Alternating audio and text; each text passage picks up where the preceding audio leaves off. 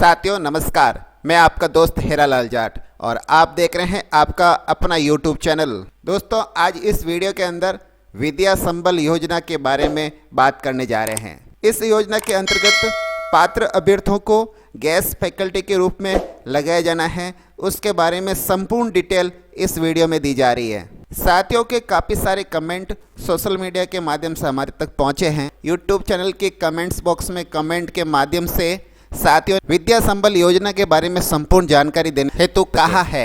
आप सबकी प्रेरणा से हमने एक ऐसा वीडियो बनाया है जो आपके लिए विद्या संबल योजना से रिलेटेड संपूर्ण जानकारी इस वीडियो में प्रदान कराई जाएगी, ताकि आपके माइंड के अंदर किसी प्रकार का संशय नहीं रहे। तो चलिए दोस्तों आज का वीडियो शुरू करते हैं। वीडियो को लाइक शेयर सब्सक्राइब ये काम आपका है, आप करते रहिए और हम आपके लिए अच्छी अच्छी जानकारी लाते रहेंगे।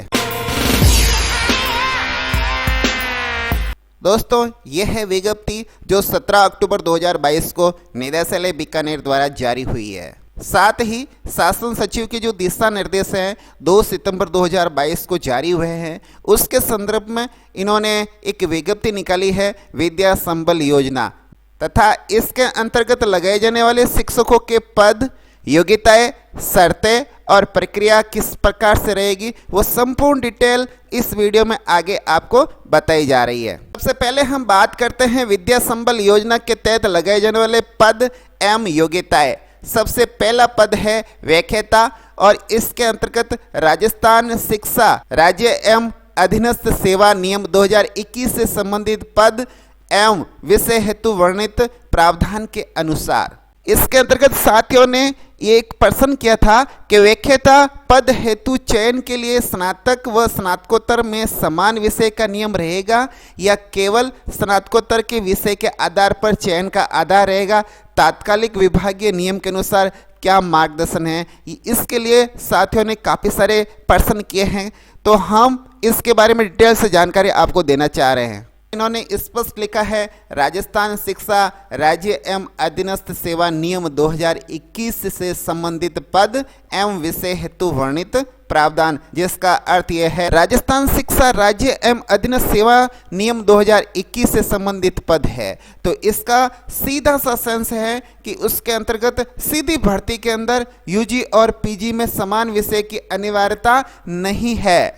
अतः अब आपको इस बारे में किस प्रकार का संशय नहीं होना चाहिए। अब जो अगला पद है वरिष्ठ अध्यापक विभिन्न विषय, इसमें भी राजस्थान शिक्षा राज्य एवं अधीनस्थ सेवा नियम 2021 से संबंधित पद एवं विषय हेतु वर्णित प्रावधानों के अनुसार, जिसका अर्थ यही रहेगा कि जो अतिरिक्त विषय हैं वो इसके अंदर मान्य नहीं होगा। अब चलते हैं तीसरे पद की ओर। अध्यापक लेवल 2 विभिन्न विषय राजस्थान पंचायत राज नियम 1996 में संबंधित पद एवं विषय हेतु वर्णित प्रावधानों के अनुसार, और अध्यापक लेवल 1 राजस्थान पंचायती राज नियम 1996 में संबंधित पद एवं विषय हेतु वर्णित प्रावधान के अनुसार। ये दोनों पद अभी जो पिछले प्रक्रिया चली आ रही है उसके आधार पर ही आपको लेने हैं। प्रयोगशाला सहायक का पद भी राजस्थान शिक्षा राज्य एवं अधीनस्थ सेवा नियम 2021 में वर्णित प्रावधान के अनुसार आपको ये पद भरने हैं। शारीरिक शिक्षा शिक्षक जो पद है उसके लिए भी जो नए नियम आए हैं 2021 के अंदर, उसमें वर्णित प्रावधान के अनुसार ही इनको लेने हैं। और अब देख लेते हैं इसकी अतिरिक्त योग्यताएं। गेस्ट फैकल्टी हेतु न्यूनतम आयु आवेदित पद से संबंधित सेवा नियमों में वर्णित जो प्रावधान है उसके अनुसार ही होगी। विद्या संबल योजना के तहत सेवानिवृत्त निजी अभ्यर्थी लगाए जाएंगे। इसका सीधा सा आशय है जो रिटायर्ड पर्सन हैं वो भी लग सकते हैं, और जो निजी व्यक्ति है जो किसी राजकीय सेवा में वर्तमान में नहीं है उनको भी लिया जा सकता है, उनको भी मौका दिया जाएगा जो ये सारी योग्यताएं उस पद हेतु रखते हैं। बात करते हैं जो सेवानिवृत्त शिक्षक है उसको अगर गेस्ट फैकल्टी के रूप में लगाया जाना है तो उसकी पात्रता की शर्तें क्या रहेगी। बशर्ते उसके आवेदित पद की न्यूनतम वांछित योग्यता अर्जित की हो, परंतु अध्यापक लेवल 1 व अध्यापक लेवल 2 पदों के लिए सेवानिवृत्त शिक्षकों हेतु रिट परीक्षा उत्तीर्ण की बाध्यता नहीं होगी। निजी अभ्यर्थी जो लगने वाले हैं उनके लिए लेवल 1 और लेवल 2 दोनों के लिए रिट की परीक्षा की उत्तीर्णता होनी जरूरी है। रिटायर्ड पर्सन को इससे मुक्त रखा गया है। सेवानिवृत्त शिक्षक की अधिकतम जो आयु है वो 65 वर्ष होगी। 65 वर्ष की आयु तक ही गेस्ट फैकल्टी के रूप में कार्य करने हेतु पात्र होंगे। भाषा विषय को छोड़कर शेष विषयों के लिए अंग्रेजी माध्यम विद्यालय में अंग्रेजी माध्यम कक्षाओं के लिए संबंधित सेवा नियमों में प्रावधानित न्यूनतम शैक्षणिक वांछित अर्हता अंग्रेजी माध्यम में अर्जित की जानी अनिवार्य होगी। यानी अगर आप इंग्लिश मीडियम स्कूल के अंदर लगना चाहते हैं तो उस विषय के अंदर आपको अंग्रेजी माध्यम में ही शिक्षा ग्रहण की हुई आपकी जो भी योग्यता है वो सब इंग्लिश मीडियम में होनी चाहिए। सीधे शब्दों में इस प्रकार से कहा जा सकता है कि आपका बैकग्राउंड इंग्लिश मीडियम में होना चाहिए। अब हम बात कर लेते हैं रिक्तियां यानी कितनी वैकेंसीज है। विद्या संबल योजना के अंतर्गत गेस्ट फैकल्टी के रूप में विद्यालय में स्वीकृत किंतु स्पष्ट रिक्त पद पर ही लगाया जाएगा और इसकी संपूर्ण डिटेल साला दर्पण के माध्यम से 1 नवंबर तक जारी हो जाएगी कि किस विद्यालय के अंदर कितनी पोस्ट रिक्त हैं, कितनी वैकेंसीज है।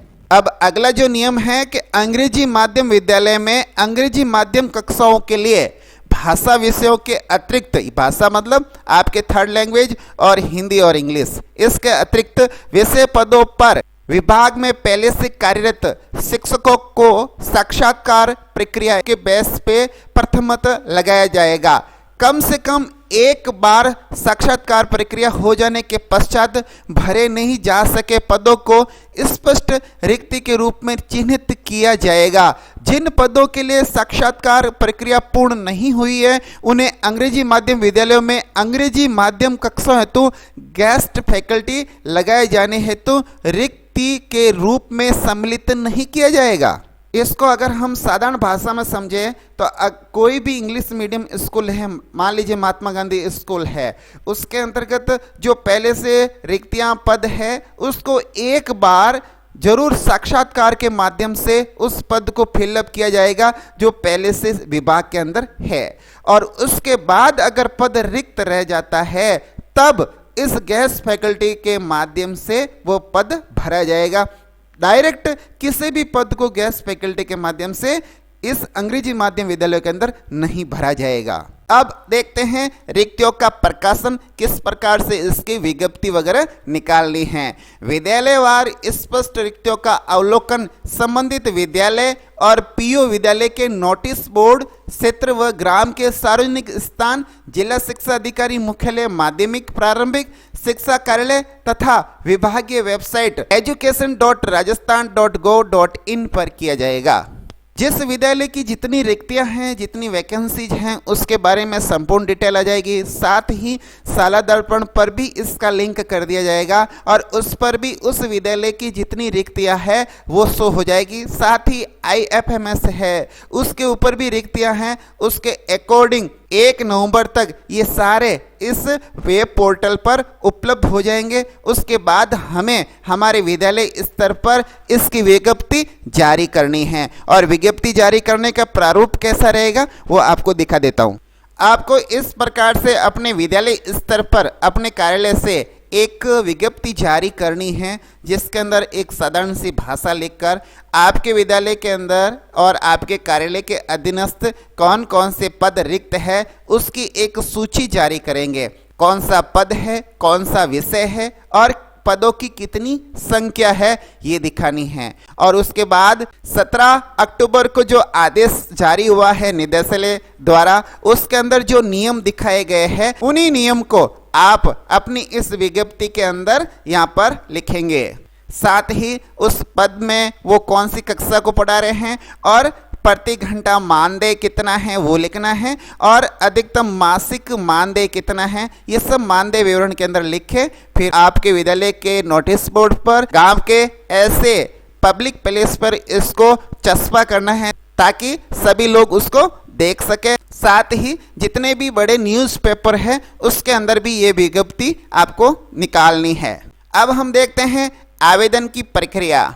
किसी भी पद हेतु 65 वर्ष तक की आयु के सेवानिवृत्त शिक्षक निजी अभ्यर्थी जो उस पद की पात्रता रखते हो निर्धारित प्रारूप में पूर्ण भरा हुआ आवेदन पत्र समस्त आवश्यक दस्तावेज संलग्न कर विभाग द्वारा निर्धारित की गई समय सारणी के अनुसार अंतिम तिथि तक विद्यालय समय में संबंधित विद्यालय के प्राचार्य पीओ को स्वयं व्यक्तिश विद्यालय में उपस्थित होकर प्रस्तुत करने हैं। अब इसका आवेदन का प्रारूप कैसा रहेगा वो मैं वीडियो में आगे दिखाने वाला हूं। अगला बिंदु है वरीयता का निर्धारण, यानी आप मेरिट कैसे निर्धारित करेंगे। विद्या संबल योजना के तहत गेस्ट फैकल्टी में लगाए जाने हेतु पात्र आवेदन पत्रों की जांच के उपरांत विद्यालयवार प्रकाशित किए गए रिक्त पदों हेतु पद एवं विषयवार वरीयता सूची का प्रकाशन संबंधित प्राचार्य या फिर पीओ के द्वारा किया जाएगा।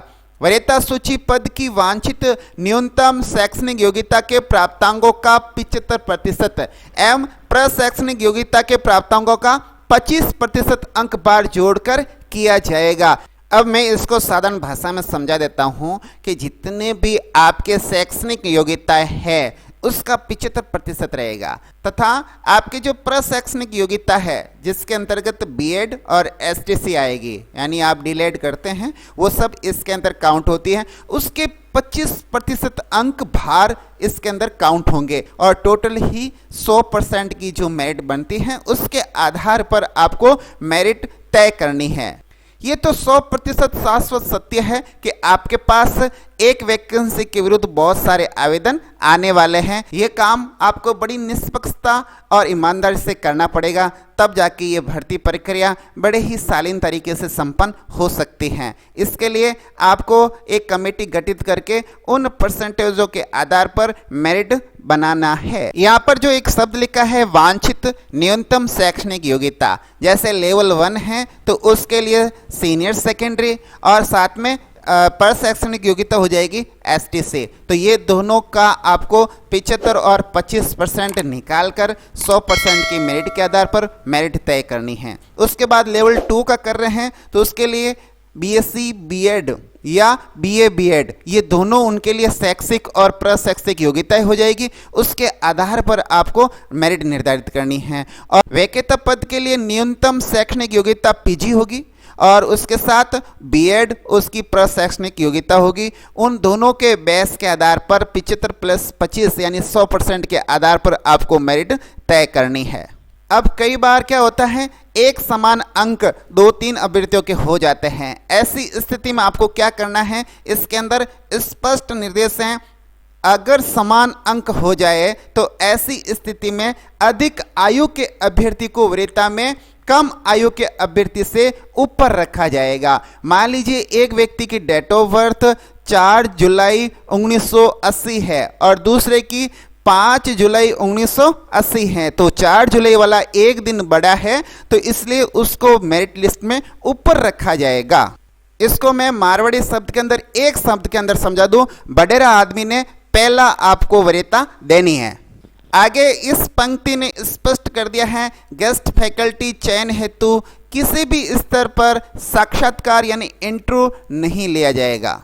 अगला बिंदु है परिवेदना प्रस्तुत करना। हो सकता है किसी व्यक्ति को अपने चयन पर संशय है तो वो प्रोटेस्ट जरूर करेगा। तो ऐसे प्रोटेस्ट के लिए, परिवेदना के लिए क्या करना है उसके बारे में संपूर्ण जानकारी दी जा रही है कि पात्रता अथवा वरीयता के संबंध में किसी भी तरह की परिवेदना आवेदक द्वारा संबंधित जिले के मुख्य जिला शिक्षा अधिकारी कार्यालय में 7 दिवस में प्रस्तुत करनी होगी। यानी आप जिस जिले से आवेदन कर रहे हैं उस जिले के जिला शिक्षा अधिकारी कार्यालय में जाकर 7 दिन के अंदर अंदर ये आपको परिवेदना प्रस्तुत करनी है। और उस जिला परियोजना समिति के अंदर मुख्य जिला शिक्षा अधिकारी अध्यक्ष होंगे, जिला शिक्षा अधिकारी मुख्यालय माध्यमिक ये उसके सदस्य होंगे, साथ ही अधिकारी मुख्यालय प्रारंभिक ये भी उनके सदस्य होंगे और संबंधित ब्लॉक का मुख्य ब्लॉक शिक्षा अधिकारी भी उसके सदस्य होंगे। अब देख लेते हैं विद्या संबल योजना के तहत मानदेय क्या रहेगा, यानी कितना पे यानी पेमेंट किया जाने वाला है। ये बहुत ज़रूरी है और ये आपको विज्ञप्ति के अंदर भी लिखना है। तो विद्या संबल योजना के तहत लगाए जाने वाले गेस्ट फैकल्टी को पदवार प्रति घंटे का मतलब होता है 60 मिनट मानदेय निम्न अनुसार दिया जाएगा। कई बार प्रति घंटा को एक पीरियड मान लिया जाता है, जबकि पीरियड नहीं है, 60 मिनट को यहाँ पर प्रति घंटा मानदेय माना जाएगा। कई बार क्या होता है समझने में ऐसे ही गलती हो जाती है और वो प्रति घंटे का मतलब एक पीरियड मान लेते हैं। अब देखते हैं पदवार किस प्रकार उनका मानदेय रहेगा। जैसे लेवल 1 और लेवल 2 यानी ये कक्षा 1 से 8 तक पढ़ाने वाले हैं और इनको 1 घंटे यानी 60 मिनट का जो मानदेय है वो 300 रुपये रहेगा और इनका अधिकतम मासिक मानदेय 21,000 रुपये रहेगा। अगर वो अधिक भी पढ़ा रहे हैं क्लास के अंदर तो उसको महीने में 21,000 से अधिक नहीं दे सकते। वरिष्ठ अध्यापक जो कक्षा 9 से 10 तक को पढ़ाने वाले हैं उनको 350 रुपये प्रति घंटा यानी 60 मिनट और अधिकतम जो मासिक मानदेय रहेगा वो रहेगा 25,000 रुपये।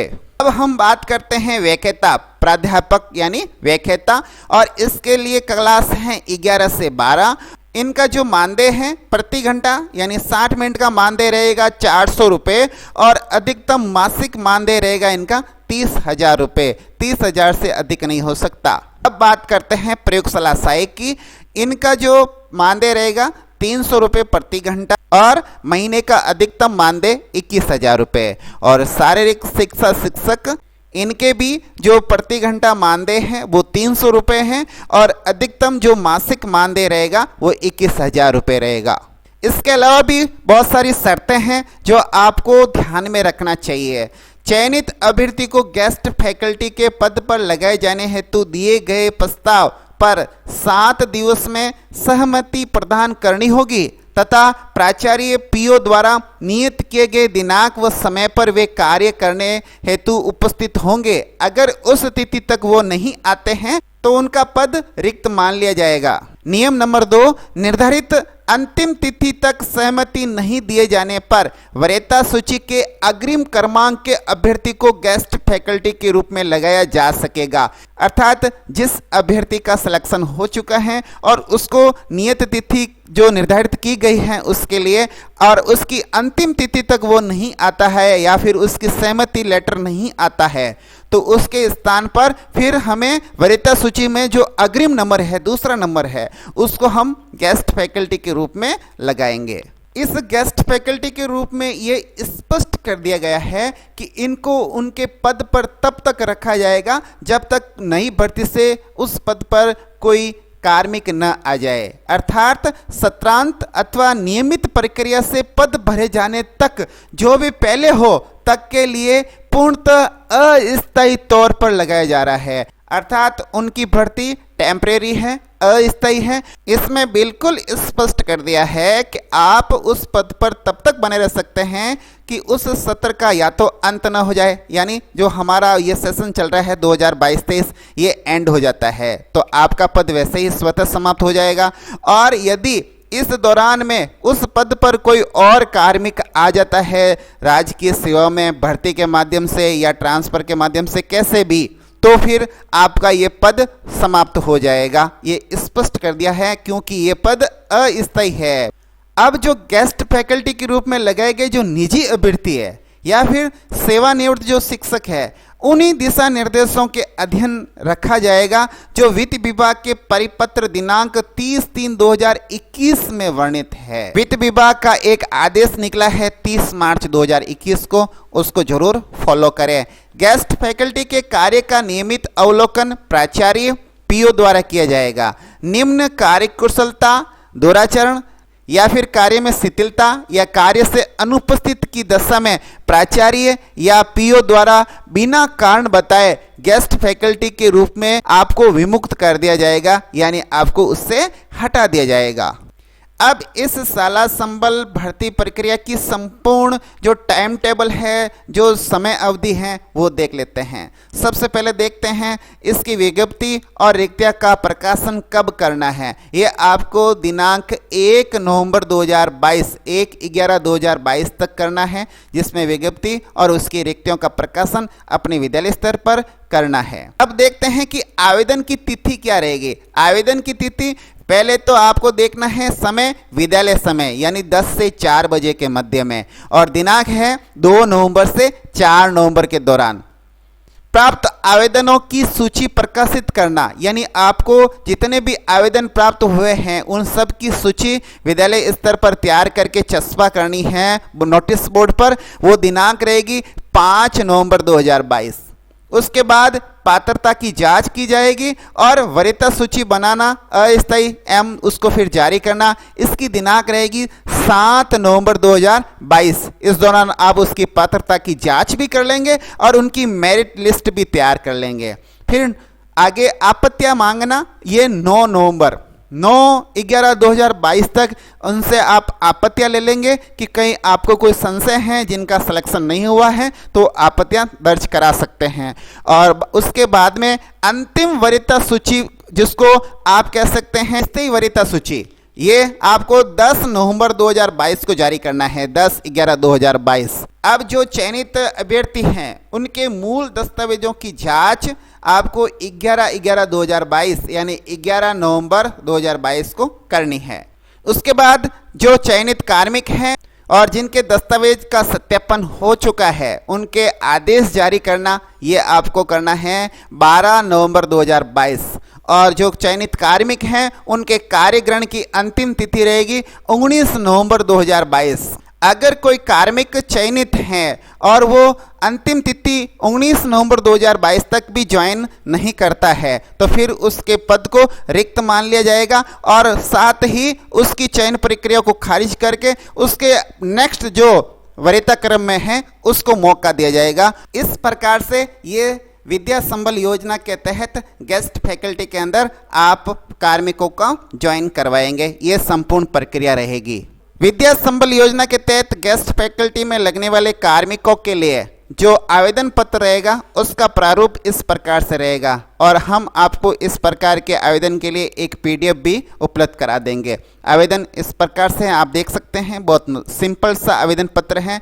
यह आवेदन पत्र आपको ऑफलाइन भरकर 2 नवंबर से 4 नवंबर के दौरान आप जिस विद्यालय के अंदर आवेदन कर रहे हैं उस विद्यालय के अंदर आप स्वयं उपस्थित होकर आवेदन प्रस्तुत करेंगे। इस आवेदन पत्र के साथ आपको एक शपथ पत्र भी लगाना है और वो शपथ पत्र आप इसके साथ लगाएंगे, वो भी साथ में उपलब्ध रहेगा। ये 2 पेज का है।